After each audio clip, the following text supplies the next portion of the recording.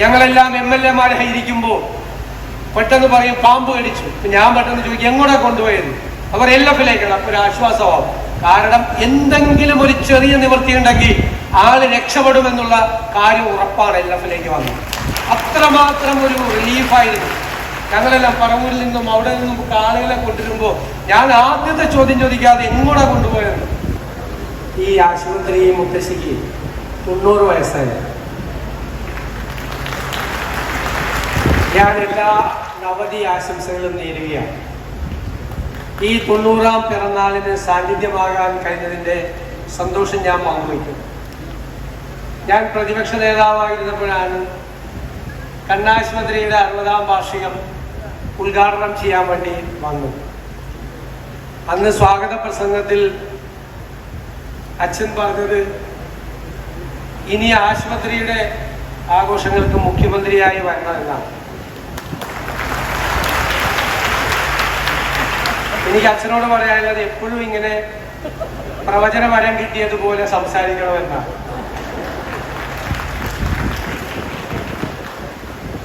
അങ്കമാലിയെ കാഴ്ചയുടെ നഗരമാക്കി മാറ്റിയതാണ് LF ആശുപത്രി. നമ്മളെല്ലാം ജനിച്ച നാൾ മുതൽ കേൾക്കുന്ന വാക്കാണ് ലിറ്റിൽ ഫ്ലവർ ആശുപത്രി. ഇവിടെ അഭിനന്ദനായ തട്ടിൽ പിതാവ് ചുരുങ്ങിയ വാക്കുകളിലൂടെ മനോഹരമായി ഈ ആശുപത്രിയുടെ പ്രസക്തിയെക്കുറിച്ച് ഭംഗിയായി സൂചിപ്പിച്ചു. അതൊരു മഹനീയമായ സാന്നിധ്യമാണ്, ദൈവികമായൊരു സാന്നിധ്യമാണ്. വേദപുസ്തകത്തിൽ ഏറ്റവും കൂടുതൽ പറയുന്നത് വെളിച്ചത്തെക്കുറിച്ചാണ്.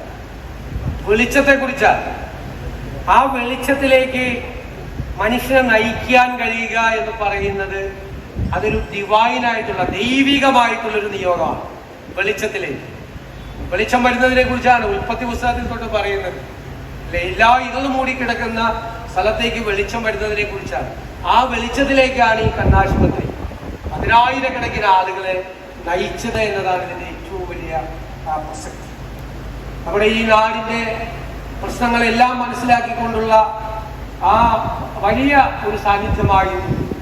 ഞാൻ ഈ ആശുപത്രിയുടെ 90 വർഷക്കാലത്ത് ഇതിന് നേതൃത്വം കൊടുത്ത എല്ലാവരെയും ഞാൻ ഈ അവസരത്തിൽ പ്രത്യേകമായി അനുസ്മരിക്കുന്നു. അവർക്ക് ഓരോരുത്തർക്കും അതിൽ ചെറുതും വലുതുമായ പങ്ക് ഈ സ്ഥിതിയിലേക്ക് ഈ ആശുപത്രിയെ എത്തിച്ചതിനുണ്ട്. ഇന്നിപ്പോൾ അക്കാഡമിക് രംഗത്തും ആശുപത്രി ശ്രദ്ധേയമായ സംഭാവനകൾ ചെയ്യുന്നു. ആയിരക്കണക്കിന് ആളുകൾക്ക്, വിദ്യാർത്ഥികൾക്ക് തൊഴിൽ കിട്ടാൻ വേണ്ടിയിട്ടുള്ള അവസരം ഈ ആശുപത്രി ഇന്ന് സൃഷ്ടിച്ചെടുക്കുകയാണ്. ആയിരക്കണക്കിന് ആളുകളാണ് ഇവിടെ നിന്ന് പഠിച്ചുപോയി ഈ രാജ്യത്തിനകത്തും ലോകത്തിന്റെ വിവിധ ഭാഗങ്ങളിലും തൊഴിലെടുക്കുന്നത്. അതും വലിയ കോൺട്രിബ്യൂഷനാണ്, വലിയൊരു സംഭാവനയാണ്. മാത്രമല്ല അതിനിടയിൽ പാമ്പ് കടിക്കുള്ള ചികിത്സയുടെ കാര്യത്തിലും ഈ ആശുപത്രി മുന്നോട്ട് പോകും. ഞങ്ങളെല്ലാം MLA-മാരായിരിക്കുമ്പോൾ പെട്ടെന്ന് പറയും പാമ്പ് കടിച്ചു. ഞാൻ പെട്ടെന്ന് ചോദിക്കും എങ്ങോട്ടാ കൊണ്ടുപോയത്? അവർ LF-ലേക്കാണ്. അപ്പോൾ ഒരു ആശ്വാസമാവും. കാരണം എന്തെങ്കിലും ഒരു ചെറിയ നിവൃത്തി ഉണ്ടെങ്കിൽ ആള് രക്ഷപ്പെടുമെന്നുള്ള കാര്യം ഉറപ്പാണ് LF-ലേക്ക് വന്നത്.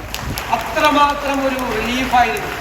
ഞങ്ങളെല്ലാം പറവൂരിൽ നിന്നും അവിടെ നിന്നും ആളുകളെ കൊണ്ടുവരുമ്പോൾ ഞാൻ ആദ്യത്തെ ചോദ്യം ചോദിക്കാതെ എങ്ങോട്ടാ കൊണ്ടുപോയത്? ഇങ്ങോട്ടായിരിക്കും എല്ലാം കൊണ്ടുവരുന്നത്. അതൊരു ആശ്വാസമാണ്.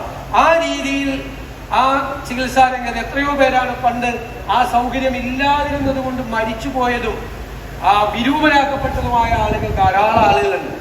അപ്പോൾ ഇത് ആ രംഗത്തും വലിയ ശ്രദ്ധേയമായ സംഭാവനകൾ ചെയ്തു. ഒരു ആശുപത്രി എന്നുള്ള നിലയിൽ ജനങ്ങളുടെ ആശുപത്രിയായി മാറാൻ കഴിയും. ഈ സർക്കാരിന്റെ പ്രധാന ലക്ഷ്യങ്ങളിൽ ഒന്ന് കേരളത്തെ ആരോഗ്യ രംഗത്തെ ഡെസ്റ്റിനേഷൻ പോയിന്റാക്കി മാറ്റുക എന്നതാണ്. ഒന്ന് വിദ്യാഭ്യാസ രംഗമാണ്. വിദ്യാഭ്യാസ മന്ത്രിയെ തന്നെ, അതിന് ഉന്നത വിദ്യാഭ്യാസ മന്ത്രിയെ തന്നെ അതിന് അംഗമാനിക്ക് തന്നിട്ടുണ്ട്. അതുകൂടാതെ ആരോഗ്യ രംഗത്തെ ഡെസ്റ്റിനേഷൻ പോയിന്റ് ആക്കി മാറ്റുക എന്നുള്ളതാണ്. നമുക്കതിന് കഴിയും. നമ്മുടെ ക്ലൈമറ്റ്, നമ്മുടെ സാമ്പത്തിക രംഗത്തെ സ്ഥിതിഗതികളെല്ലാം കൊണ്ട് നല്ല ആശുപത്രികൾ കേരളത്തിൽ ഉണ്ടാകണം, നല്ല റീഹാബിലിറ്റേഷൻ സെന്റേഴ്സ് കേരളത്തിൽ ഉണ്ടാകണം. ഒരുപാട് പേർ GCC-യിൽ നിന്ന്, ഗൾഫ് കൺട്രീസിൽ നിന്ന്, യൂറോപ്യൻ രാജ്യങ്ങളിൽ നിന്ന് നല്ല ചികിത്സ തേടി കേരളത്തിലേക്ക് എത്തിക്കാൻ കഴിയുന്ന മികച്ച ആശുപത്രികൾ കേരളത്തിൽ ഉണ്ടാകണം. അതിന്റെ മുൻനിരയിൽ LF ഉണ്ടാകണമെന്ന് ഞാൻ വിനയപൂർവ്വം അഭ്യർത്ഥിക്കുന്നു. നമ്മൾ ഇന്ത്യയിൽ ആദ്യമായി സീനിയർ സിറ്റിസൺസിന് ഡിപ്പാർട്ട്മെന്റ് തുടങ്ങിയ ആദ്യത്തെ സംസ്ഥാനമാണ് കേരളം. അത് അവരെ കൂടി ഒരു സിൽവർ ഇക്കോണമിയുടെ ഭാഗമാക്കി അവരെ ക്രിയേറ്റീവ് ആക്കാൻ വേണ്ടിയിട്ടുള്ള ശ്രമത്തിന്റെ ഭാഗമാണ്. അതോടൊപ്പം ഏറ്റവും പ്രായമായവർക്കുള്ള പ്രത്യേകമായ കെയർ, ജെറിയാട്രിക് കെയർ, അതിനുള്ള ശ്രദ്ധയുണ്ടാകും. അതിന് നമ്മുടെ സംസ്ഥാനത്ത് ആദ്യമായി യൂറോപ്യൻ സ്റ്റാൻഡേർഡിൽ കെയർ ഗിവേഴ്സ് കോഴ്സ് തുടങ്ങിയ, ഏറ്റവും ആ സിലബസിൽ തുടങ്ങിയാണ് കെയർ ഗിവേഴ്സ് കോഴ്സുകൾ.